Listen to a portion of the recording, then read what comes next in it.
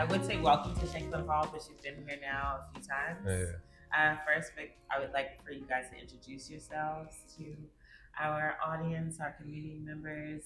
Say your name, where you're from, and then I also want to add what is your favorite part in the DMV area. And I know you're not from here, but Don't worry, you know, if you've been here, yeah.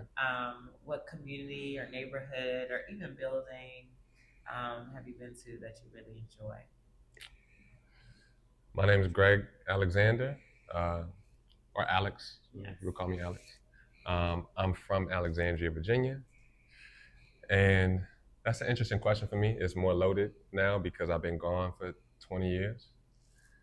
So when I was younger, it was like in the city. I was in high school going to like Platinum, and like, you know what I'm saying? I was hanging out in spaces where like that was my era when it was love.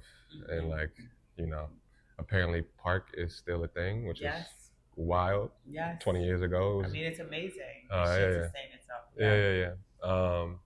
But now I'm learning the city again. We were driving through picking Tim up yesterday, and we were just talking about how much has changed, and like I'm just getting my hands dirty again in terms of like understanding what it looks like in the lay of the land. So I don't have a favorite right now. Okay. I would say I really enjoy coming out here to Harlem and coming to Shanklin Hall. Not just because I'm here, but like it's a very dope vibe here. Yeah, I feel like it's a new space that I have memories of, if that makes sense. Okay.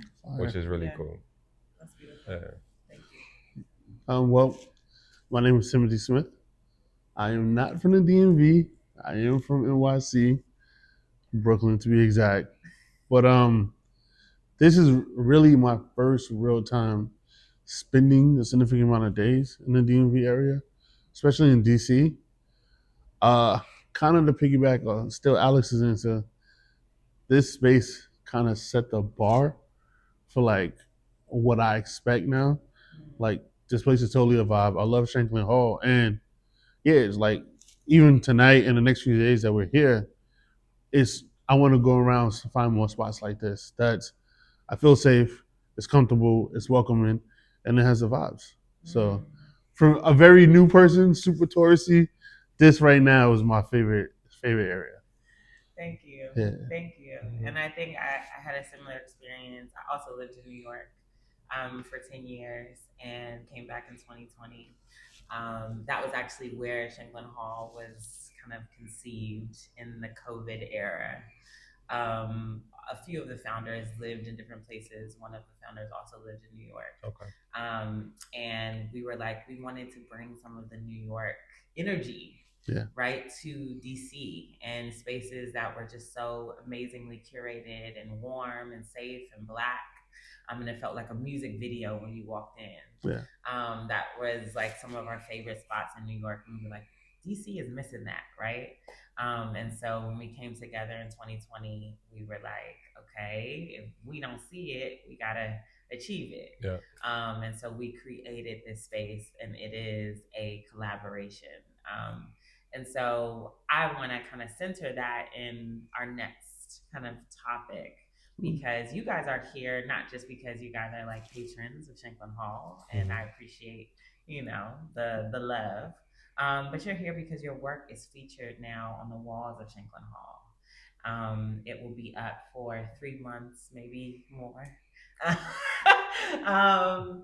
And it is an amazing exhibition called No Cap.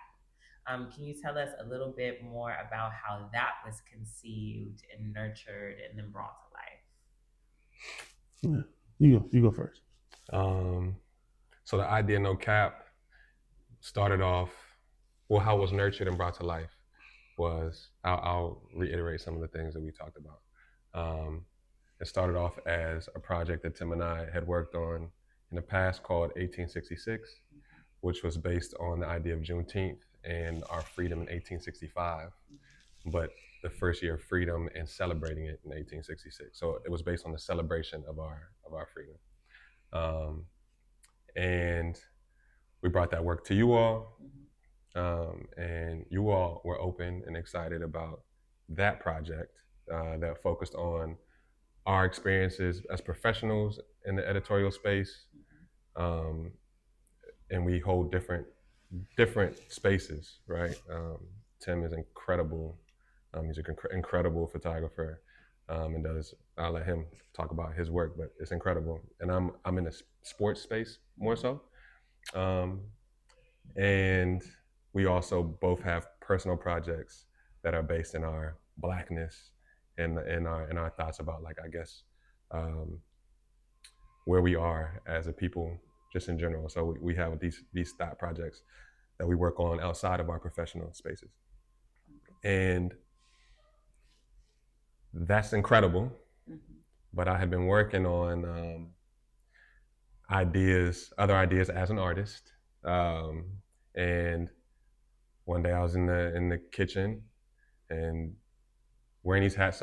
Even deeper is I have hair now. That's a thing from COVID. So it's my first time with longer hair. So dealing with the idea of, like, I used to wear hats every day, and like getting annoyed and frustrated with the fact that I can't put a hat on every day because, if my hair is just done now, I got to deal with this. And so I'm like, yeah, I'm about to just put these hats on. I don't even care. So there's a lot more to that concept of like where hats come from. But I was just thinking about the idea of hats and how, for Black men in particular, it's just part of our normal uniform. The hat just is the little, you know what I'm saying, to set off whatever we want to do. And I just lived with hats in every part of my life, and they're really significant. Moving back, also getting a lot of going back to my mother's house and her giving me boxes from the past, and there's a lot of hats that were associated with that too. So seeing a whole bunch of hats and going, damn, like this was, I was in high school for this, and this was like, and they have like meanings, and like, so just thinking about all of that just had me thinking about the idea of hats and how significant they are for me. And it's not just me, as a culture, how significant they are. And then it made me think even wider and go, like, we wear hats every day, even if we're not wearing these hats. Literally, we're wearing hats everywhere we go. We wear a bunch of hats anywhere we walk into or walk out of. We're wearing hats and like having to deal with all these different environments, and how special that makes us. And it's a thing that we don't necessarily talk about. We just live in that. I think that's a beautiful thing. So I was just on that type of time. So when we had the conversation about bringing the exhibition here, I got on the phone with Tim and Sonya and was like, it's really cool. Let's do this. But like, I got a little different thing that we could be able to like push this way. It's something that's simple enough where we can execute it. It's going to be complicated, but we can make it happen. And I'm just lucky enough that like my man was like, I'm with you. Like, let's make it happen. So the idea of no cap was more of a bar. It was like a metaphor for the idea that like there is no limit.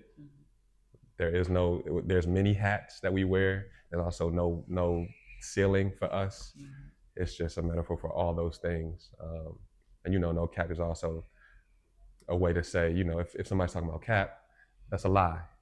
No cap means it's a fact. And I think that's also a hard statement. Just, you know what I mean? That's fire. That's where it came from.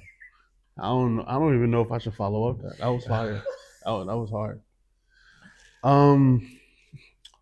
I guess for me, especially once you told me the idea about the project, it resonated with me in the sense of, similar to him, you go back to high school, we got the waves, we got the braids.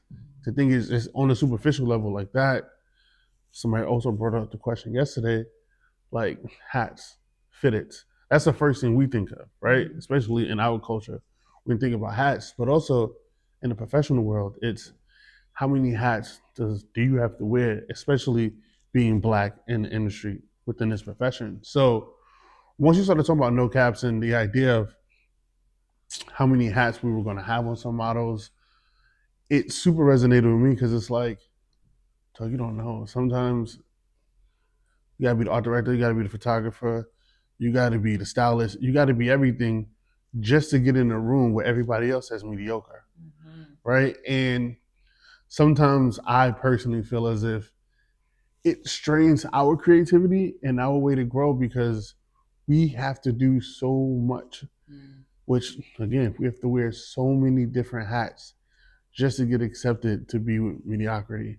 We don't get a chance to exist. We don't get a chance to be vulnerable.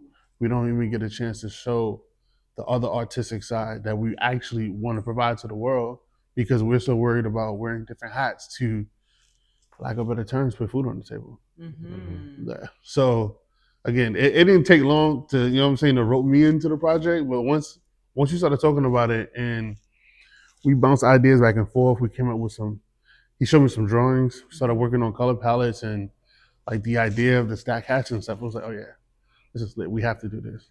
For so many different reasons, but for us, I think it's very meaningful, and I think culturally, it's like this is it. Amazing. Yeah. I think, Tim, something you're pointing out is kind of the burden of being a multi-hyphenate artist in person, right? And being multidimensional. And I think it is a great reward, right? Because you could do all things and you can go in the set and be like, okay, well, you're not doing this right. I know how to do this, you know? But so there are gifts and burdens with kind of being multidimensional. And I want to know kind of for you all, because I also see kind of in the collective, like on social media, there's a lot of conversations about you don't have to choose one thing. Like you can do a lot of things and that'd be great. But I think something that I want to act like, I don't know, ground is that is burdensome to have to do all the things because you can't focus. So can you tell me a little bit about like the burden of wearing all of these hats and maybe even, you know, talk about some of the pluses, which, you know, that's talked about in the collective. But I do kind of want to kind of deepen that point if possible. All right, so I'll go with this one. It's great that you asked that because let's talk about the pluses first, right? So for me, I'm presented as a photographer, right? As me, Tim, is a photographer. But in actuality, I feel like the plus side of being multidisciplinary and being able to wear hats is that I'm actually just a storyteller.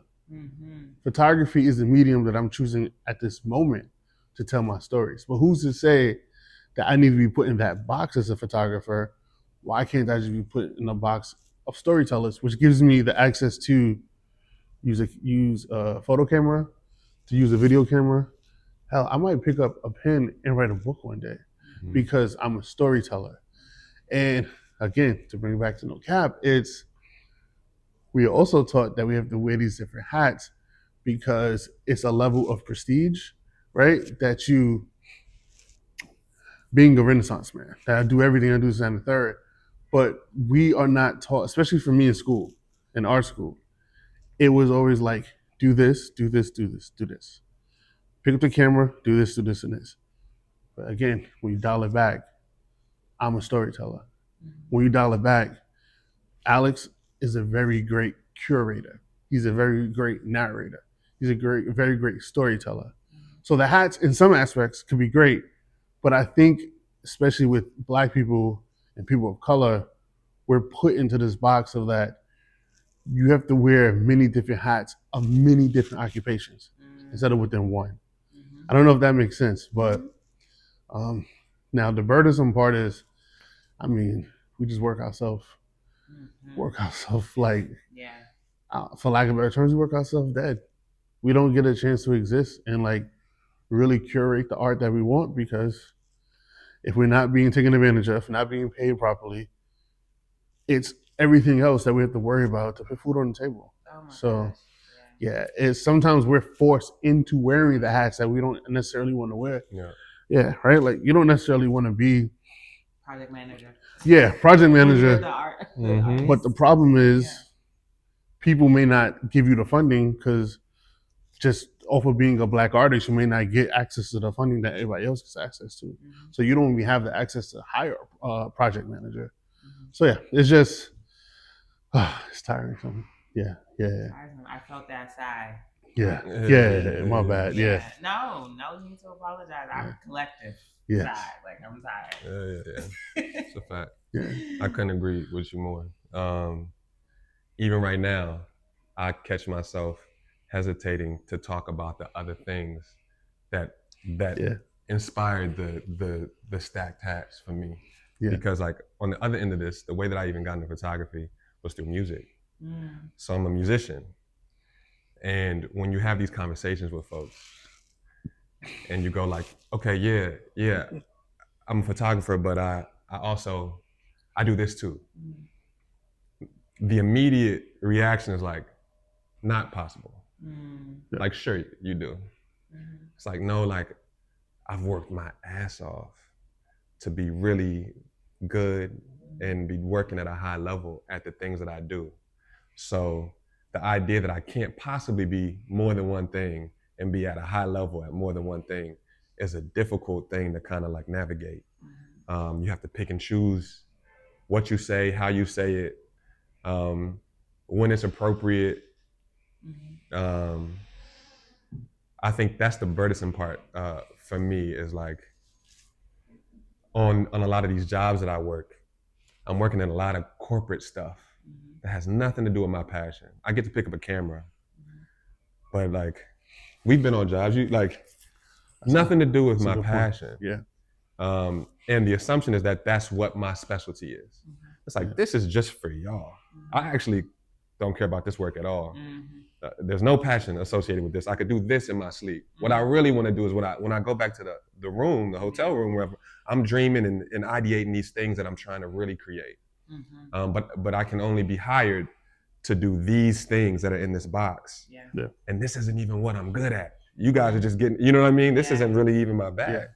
So trying to balance the idea of getting a check, doing the thing for the check, and being able to build in your creative spaces and being respected in those things is a very burdensome thing. The light part of that also is I'm very like, I'm gonna do it anyway. Got to. And I get joy from like continuing to push that narrative of like, no, we really do wear all of these hats. We wear them beautifully. And like you can pick and choose. And today I'm gonna do this. And you're gonna love it. And tomorrow it might be this. And it's gonna be at the same level. You know what I mean? It's and that's okay. Yeah. You know what I mean? I think we all have we all wear different hats. And I think that a lot of times people can be afraid of stepping into those other spaces confidently. So I think that like doing something like this, also the goal for me is to like inspire other people to wear all the hats proudly at the same time, because we're not a monolith. We can be a bunch of things. So I think you all were being humble in your introductions. And I kind of want to know a little bit more about the magnificence of each of your artistries and the hats that you wear, and just tell me what you're proud of about, proud of yourself, proud of your career. What are some things you've accomplished? That's pretty dope. Go ahead, Yeah. This is different. Go ahead. Me? You start, because Oh, okay. Again, Timothy Smith. I am a photographer. I work primarily within the fashion and commercial space. My real objective, or like my secret mission within the space, is to highlight Black people and show Black people in a positive commercial space. And yes, I know we should be anti-consumerism and anti-corporation, but on the same time, I want to show all the corporations and I want to show younger Black kids, especially Black women, that you are the beauty standard. You are the faces of commercialism. The companies need you in order to sell product because we make things better. And thus, I also try my very best to cast Black and brown models, to hire a team full of Black people.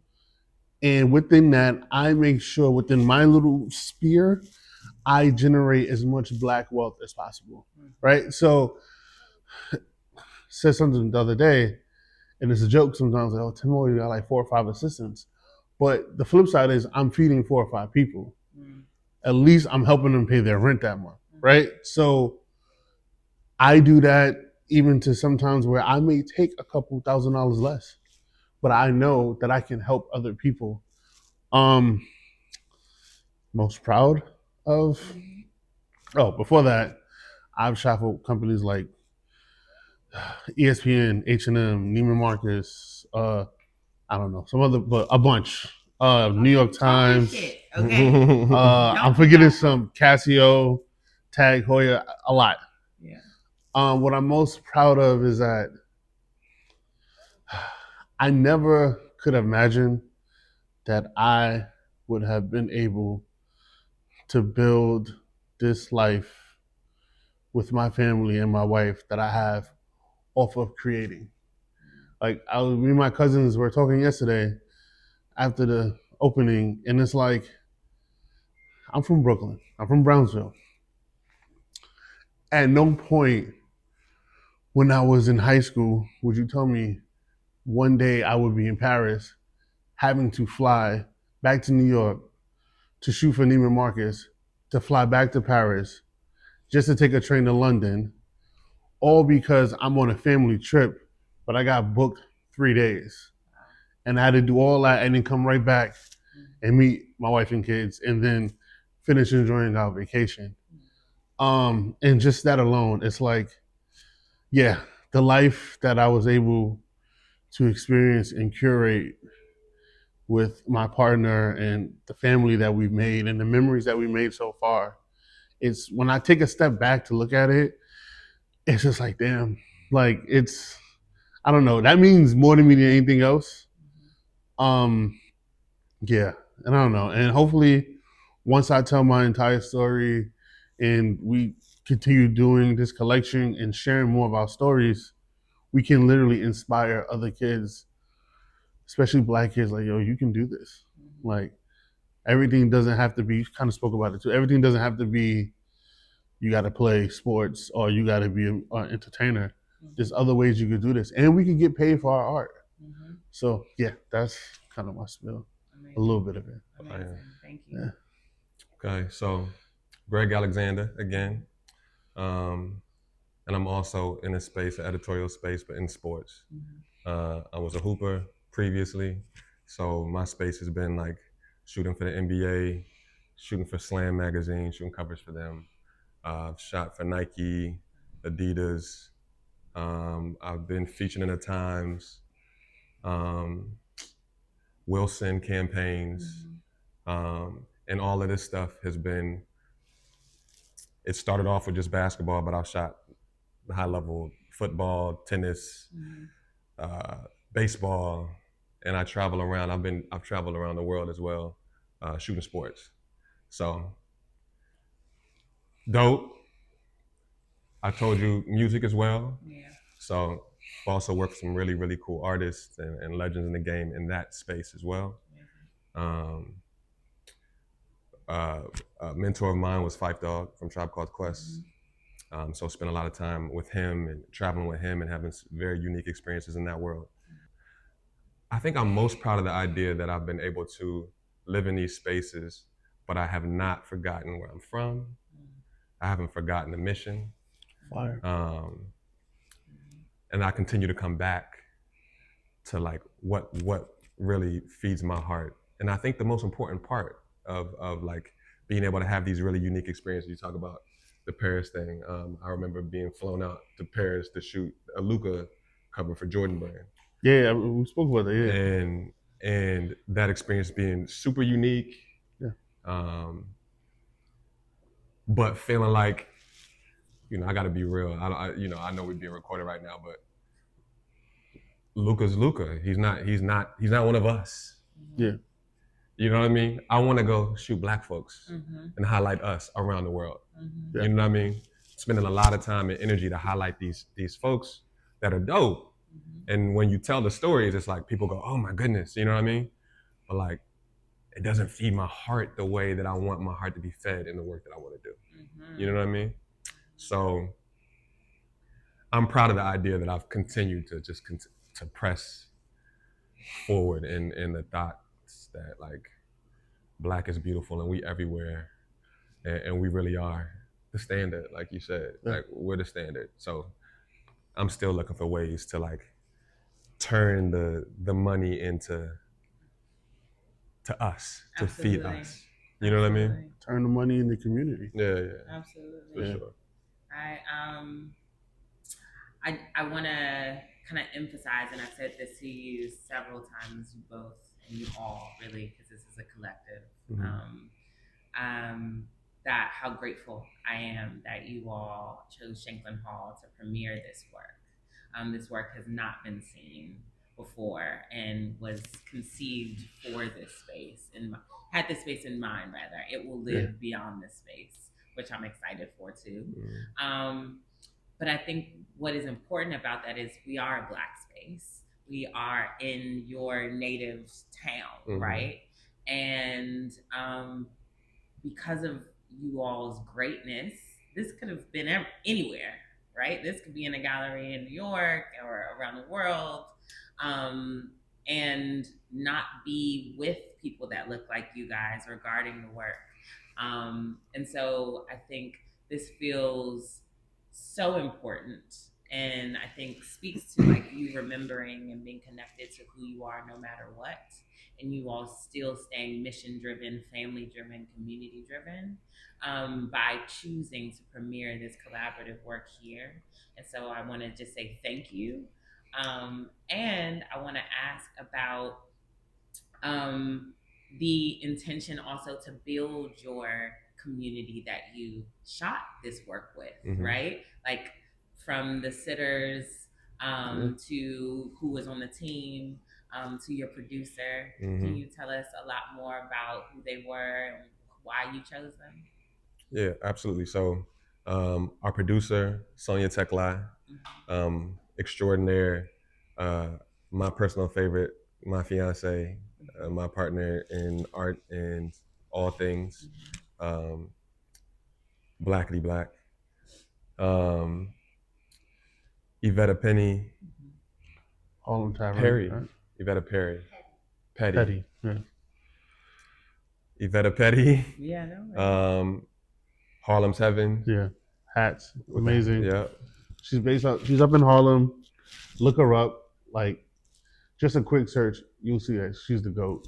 And like we're honored that she even accepted to be a part of this. Cause like we doing our thing, but yeah, it's a different level. That's the next level. Yeah.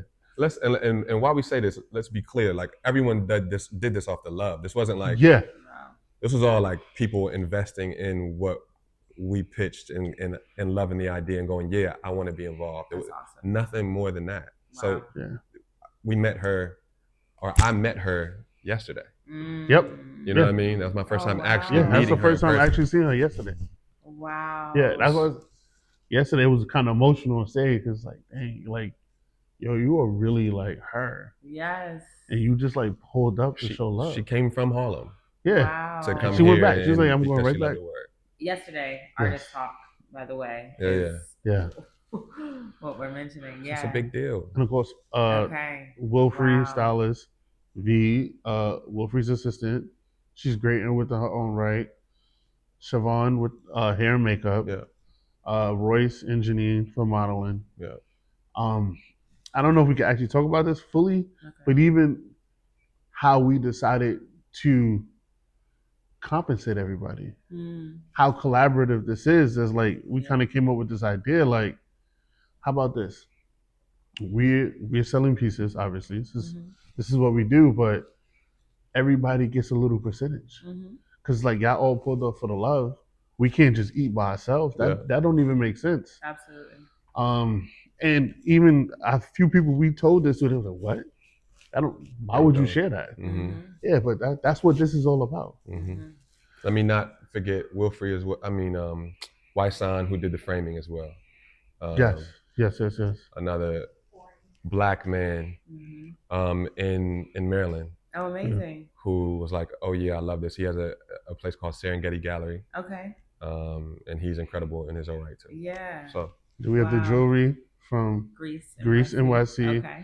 And also my lighting tech. I can't forget him. Okay. He's a part of my team. He's my lighting tech, one of my closest friends, a first assistant. His name is Oren. He couldn't be here because he's working. Yeah. But yeah, like that whole collaboration. He just pulled up, like, yo, Mm-hmm. bro, I need your help. We're shooting this Mm-hmm. at our house outside. I'm trying to set this up. I need an extra set of eyes. And without question, yeah, I got you, bro. What you need? Yeah. It just came over. That's Didn't want excellent. money or anything. He was, Yeah. yeah, it's all good. I do want to add one thing. Okay. Talked about yesterday the space intentionality of having here at Shanklin Hall. Yesterday, 10 years to the date, was my very first exhibit. Mm. Yes. So we talked about this in the car. 10 years later, 4 shows in, the first one that I'm like, dang, like I feel like we're creating, especially for me, I'm creating some of the best work ever. Yeah. And how prolific it is that it's at Shanklin Hall, that it's at a black space. And then not to sound us out, my uncle would have been here. He just recently passed away on my birthday. He was a Howard alumni. Wow. So all of it just rolling into, and I'm just like, Divine. yeah. Like when I first got here yesterday, I was like, oh, this is, it's meant to be right here. Absolutely. Yeah, 1000%. Just name, right? It's like you guys are both black men. Yeah. And the work that you guys are doing is, I know we have two different figures in the work, but you guys are also capturing a black woman. I want to know, and I went to art school too, so I'm always thoughtful about the male gaze. Mm-hmm. Yeah. And I want to know, being a black man, what was your intention in capturing the black woman that we see on the walls? Mm. What did you want the viewers to see? What was the most important thing for you guys? And also, you guys captured a black man, but I think you did something different there with how he's presenting in his masculine form. Mm-hmm. And so I want to talk to you guys also about how you guys are redefining kind of masculinity even in the work that you're doing. Yeah. You want to start, or you want to? That's a great question. That's a great question. We could bounce back and forth. Okay. Like stated, like Jada and Styles. That's what we'll do. So I want to start off by saying it was very intentional to photograph a black woman for this because, I mean, I don't know if I have to explain it, but it's the backbone to society. It's literally the creator. You know what I mean? So it's also, especially when we were talking about this, it's easy because we don't hypersexualize black women, right? That's not something I think we inherently do, right? So when we are looking for models, and once we landed with Janine, and when it came to the part of photographing and how we wanted to depict her, we don't need to hypersexualize her for her to be beautiful. Mm-hmm. You know, we also, like, even for this, like, her face is still covered, but you can feel the elegance, the royalty, the beauty behind it. And I think on a very basic term, it's like, don't be a weirdo, right? I know that's not like super artsy to say, but it's don't be a weirdo and don't hypersexualize black women because, yeah, I don't know. I sometimes I get super passionate about this, and I'll go on and I'll start saying a bunch of probably inappropriate things that I shouldn't say. But yeah, let me. Yeah. Keeping her face out of it was very intentional. Okay. For some of the photos, when we spoke about it, I wanted to highlight her beauty and black beauty without the face. I wanted it to be something where when you look at these images, you're not looking at a face and going, "Oh, that person is beautiful." I wanted it to feel like it could be your mother, your sister, your cousin, your best friend, you. Mm-hmm. You're looking at yourself, and you can relate to that without seeing the face. All you need is the skin and the regality and the way she's holding herself. And I think the way she was framed and just making sure that her body was was framed in a way where we saw the elegance in her was like really the most important thing. Um, Also, I was raised by my mother and a sister. So I grew up with just my mom and my sister, um, and my mother's friends and my sister's friends. So I've always had such a appreciation and a love for Black women. Um, I feel like there's a blessing to that where I think that I understand Black women more than some, just because I've always been around them. And I've always wanted to lift and protect and love on Black women in particular. Um, had a lot of conversations in the past. I went to a predominantly white college, um, and I was never the guy who was there very comfortably living around a whole bunch of white folks, white women in particular. I just never really understood it. It didn't. It wasn't home for me. So I've always had that stance and always wanted to lift up Black women, celebrate Black women, and honor them in ways where, like you said, not hypersexualizing the beauty. Like there's no need. The sexiness is like Black women are sexy without being hypersexualized. Absolutely. You know what I mean? You all are royal to me. Yeah, and I can go on forever.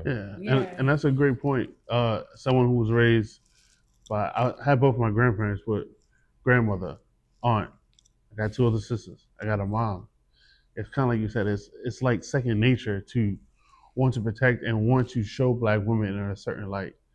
And that's another reason to kind of bring it back to what I was saying about what I'm proud of and what I do within the commercial space.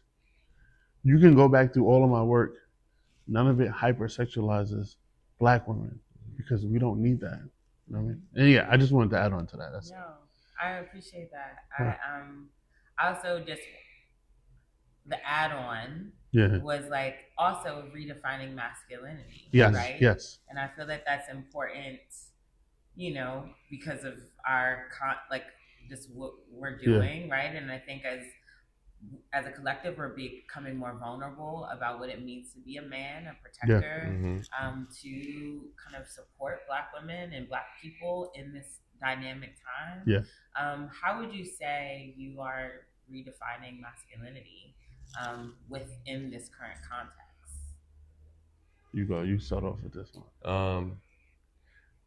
I think being honest with ourselves in a way that society doesn't allow us to be, or hasn't allowed us to be in the past, for sure.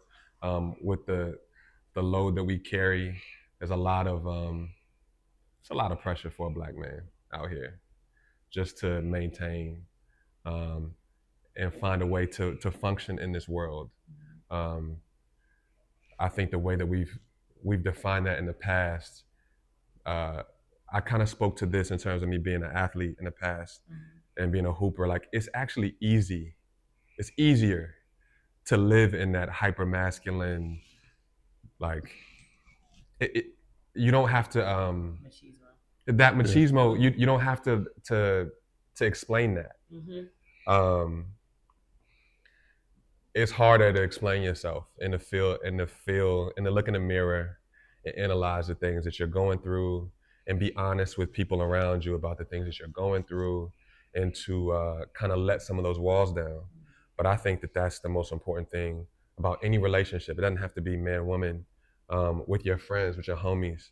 I think that that's the most masculine thing you can do is understand yourself. I think it creates a healthy space for everybody if we can all come from an understanding. And in my relationship, I've recognized that when I began a relationship, that machismo confused roles. It confused what was needed, what I needed, what she needed, because I was living in a space where, like, this is just what I do.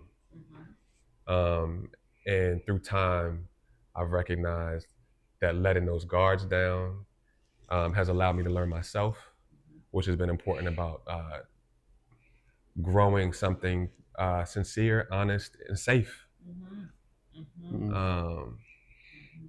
And projecting that, I think that with the homies, you can see that when you're around a whole bunch of super masculine men, the initial thing is like, that looks confusing.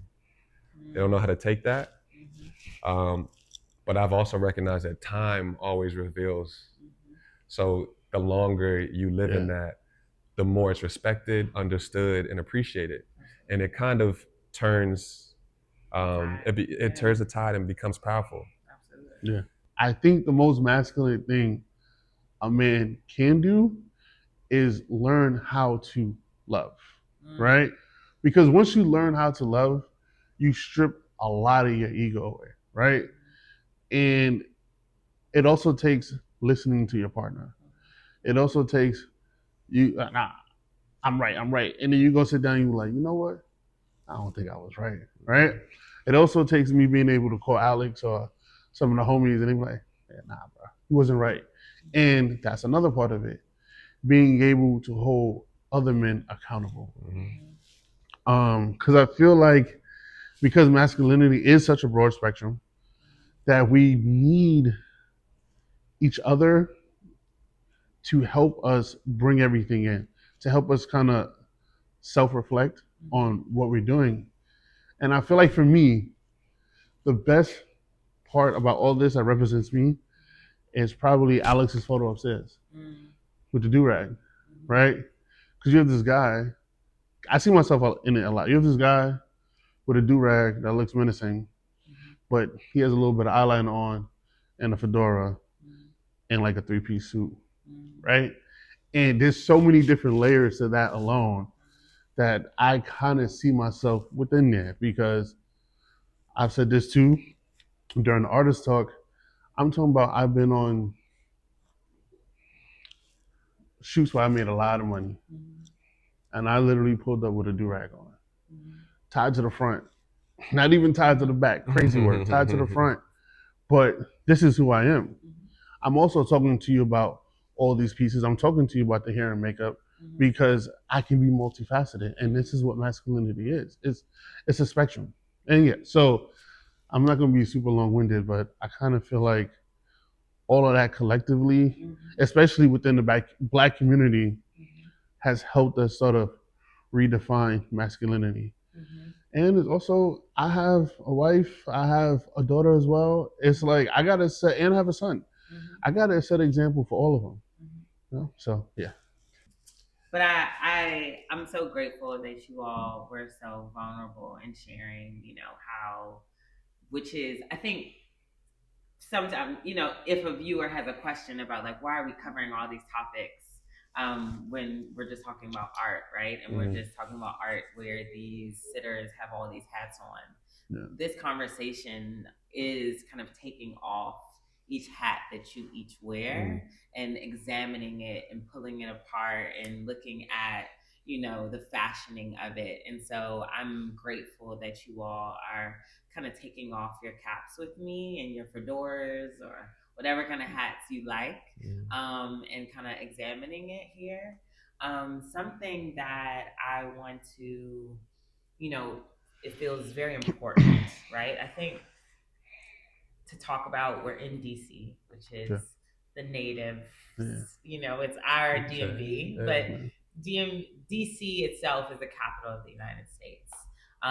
So even if you don't want to be political, you are political, right? And like NYC, y'all can be cute and fashionable. Most of the people we know work for the government or are connected to the government.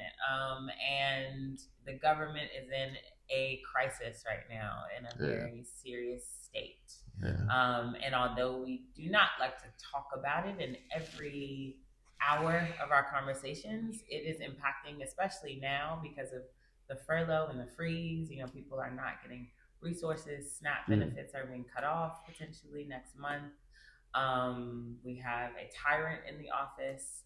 I want to talk about kind of the state of Blackness, but also the state of art. I think the state of Black art in this current moment? And what do you feel like is your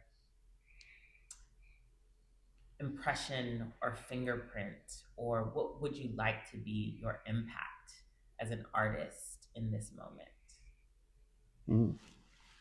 Man, you are really good with these questions. I know. Yeah, You go. of course. All right. Yeah, Respectable. yeah. Okay, loaded.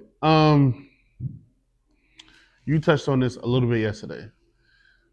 Throughout history, art is what kept society moving, right? Um, Back then it was different. It was just black art stolen and reworked to be white art. But black art, I feel like now is more important than ever because we are telling the stories that actually, I think right now a lot of other cultures and other races are experiencing a little bit of what black people are experiencing, right?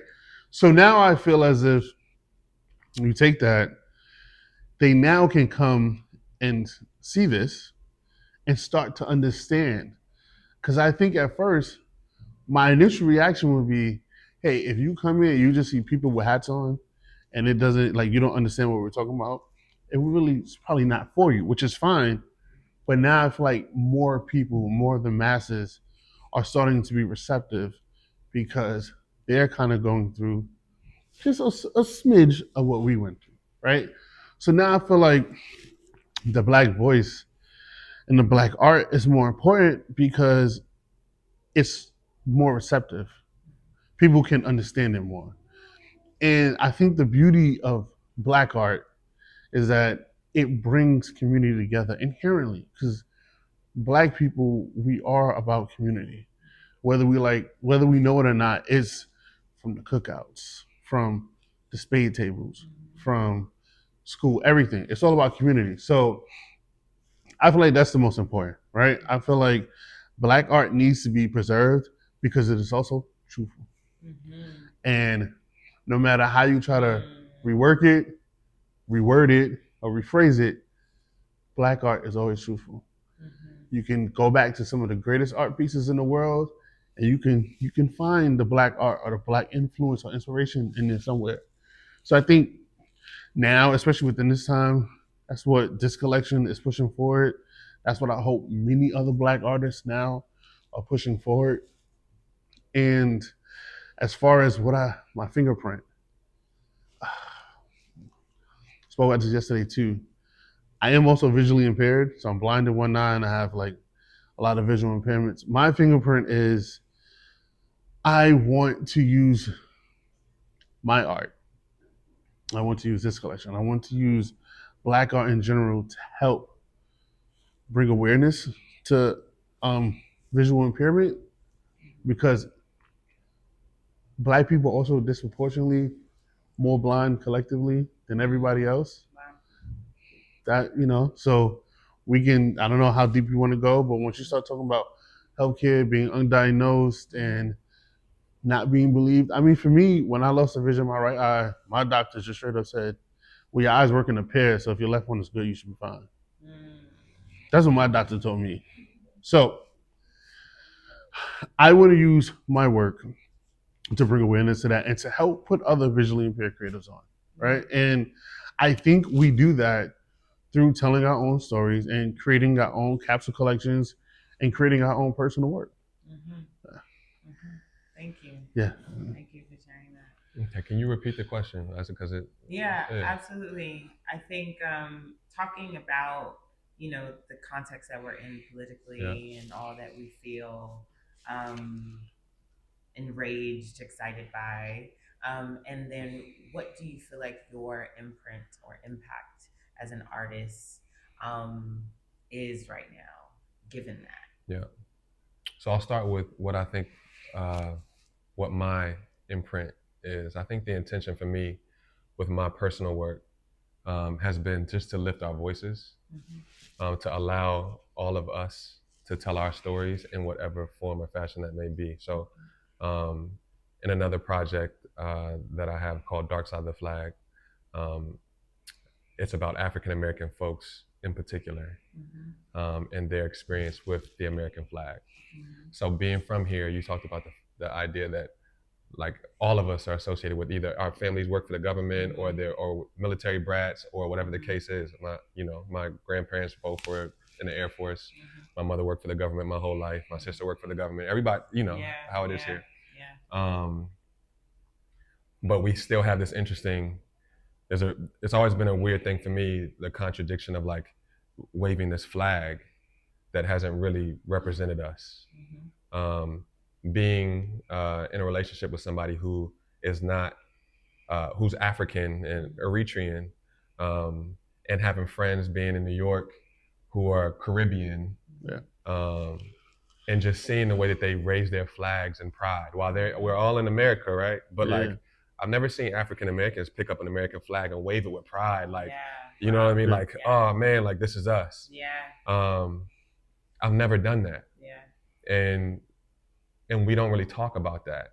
So there's like this space where it's a darker space where we have to find our identity in a place that we help build.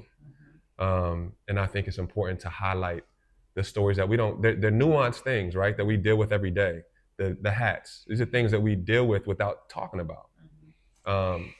So I think the thing that I'm always trying to push are the things that we deal with every day, that we don't necessarily have to have conversations about, but like what make us different, what make us special. I'm not trying to push a narrative. I'm just trying to push us. You know what I mean? And whatever light that is for whoever that is. Absolutely. So that's my goal every time, is to highlight Black folks in their beauty. And I think that's important now because I also feel like we're in a different renaissance, because there's a lot of things that are going on politically. This time is going to be stamped, 20, 50, 100 years from now. This will be what's in the history books or digitally on whatever version where we're looking at this history. This is a time. And it's important to continue to celebrate us and show us beautifully right now. Absolutely. So I think that's really important. Absolutely. That makes sense. Absolutely. Okay. Yeah, it makes so much sense. Okay. A lot of sense. And I think something that Tim, you mentioned how other races right now or cultures are feeling what Black people have always felt. And I think, Alex, you kind of brought us in with like waving the flag, right? Like everyone in this context, and by this context, I mean that's living in the United States, right? We are American, and we are all having issues in feeling confused about wavering this flag, right? And I think the majority of us, which are white people in the United States, are also now feeling what we always felt, unsupported and totally losing faith in the governmental structure. And so I think you both are just pulling on this point of like, what does it mean to be American and the fragility of that we've always known to be true, and the lack of pride in that we have always carried. I think we are all now like being faced with that. So I think that's such a rich point that both of you guys are emphasizing, and you're also emphasizing like the preservation of just being Black and the beauty that perseveres and has persevered through all of these dynamic, unprecedented times, right? Like we have always existed through what the fuck is going on with the government. Like we have always existed through oppression and the government not making choices to support Black people around the world.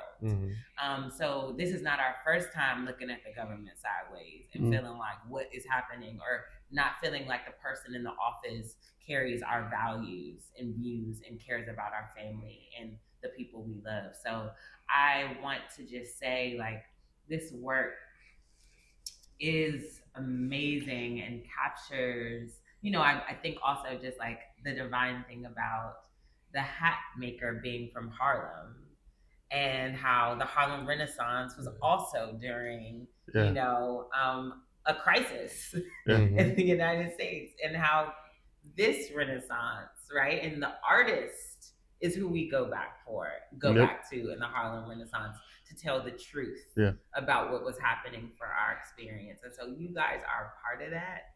And you guys are in a Black space, which I'm looking forward to being, talked about. But we're just capturing history in real time in so many ways. And I just want to just like continue to ground those points and just like amplify those points, magnify, echo those points, because it's amazing. So I hope you really can feel the impact of your work in this moment. Sometimes artists just go, go, go. And also you have families, and like I said, all the hats you wear, you just gotta do. But really to like feel the magnificence of your contribution is deep. And like sometimes you need a breath to do, and sometimes you need to be acknowledged. So I just want to acknowledge you in this moment, say thank you for making the work that you did, for like in your busy lives saying, I'm gonna make something new for this Black space. And also just like showing museum worthy work, right? And really that's like white people have put a standard on it. But in this third space, so that so many more of us can see it, because we feel intimidated to go in those gallery spaces and art spaces. And so it's like, wow, you're trusting us in this third space. Like a lot of us don't make it to the Smithsonian, even as natives. And so we get people who are first time, everything's coming here, purchasing work, looking at the work, appreciating the artwork, and also just recognizing and respecting how big a difference to have art on the walls can make a space, and to not buy the Target work and rather support the local artists. So I just want to say like your work here means so much for in so many different ways. Is there anything you want to like say and end with as we close the interview? Real quick, I just want to say thank you for allowing us to put our work up in a space that's made for us. Absolutely. What you're doing is so important. It feels like home. It feels safe. And I haven't been to many places that feel like that. And I've lived in this area, Oakland, New York, lived uptown, I've lived a bunch of places. Very rarely do I go to a place and go, oh, this feels like home. Yeah. You know what I mean? So thank you for providing a space, a beautiful space for us to just spend the time and celebrate us the way you are. You know what I mean? And your team and your family. Absolutely. I admire that. I admire you in the work that you're doing in the community. It's a big deal. So it's a blessing that we're able to just add to what you already got going. Thank you. Yeah, absolutely. So when I first walked in, I was like, oh yeah. So again, yes, it was my first time being here. To echo his sentiments, I was like, oh shit. When I say this is a vibe, that means I feel like when I come in, I gotta take my shoes off, sit on the couch. Like, you know what I mean? Like home. Yesterday we were here. I think I was talking to the bartenders for like 2 hours. We was just chatting. And again, traveling a lot of places, living in a lot of different places, you don't get that feeling. You know what I mean? Like you go upstairs, just the aura. It's just you come down here. It's like, okay, let me go talk to my cousin over in the corner. Let me go talk to auntie over there. Let me see what time it is. Yeah, it's a great vibe. And again, the echo, thank you, because you could have said no. You could have said, it ain't that fire. I don't like it. Truthfully, right? You're probably doing too much. It's too political in this time. But you took the risk, and I appreciate it. I know you said super grateful. So thank you so much. Yeah, absolutely. And upstairs is incredible too, by the way. Oh yeah. It's a high level. This place is like beautiful. It's like, oh my goodness. Yeah. It feels like I want to pull up and show up and show out, bring my friends and get dressed and get right and club culture. Bring back club culture. That's our motto. Luxury. It's luxury. Yeah. It's luxurious. It's luxurious. Yes. Just because it's we talked about this a little bit. Just because it's a Black space or a Black business, what does that? That doesn't mean that it's not luxurious. That doesn't mean that everything is not on point. No. I mean, in the work, further kind of extends that point. You got chandeliers we've up there, always man. we've always dressed the part. Come You on. know? Yeah. But I think bringing back connection in so many ways, and truth in so many ways, and purity of spirit and intention in so many ways, and purpose is so important right now. And so I think we've talked about that in so many points in this conversation. And I just really want to say thank you for being purpose driven and being connected to another purpose driven spot. And I look forward to what we don't even know will come of all of this energy and amazingness. So thank you. Thank you.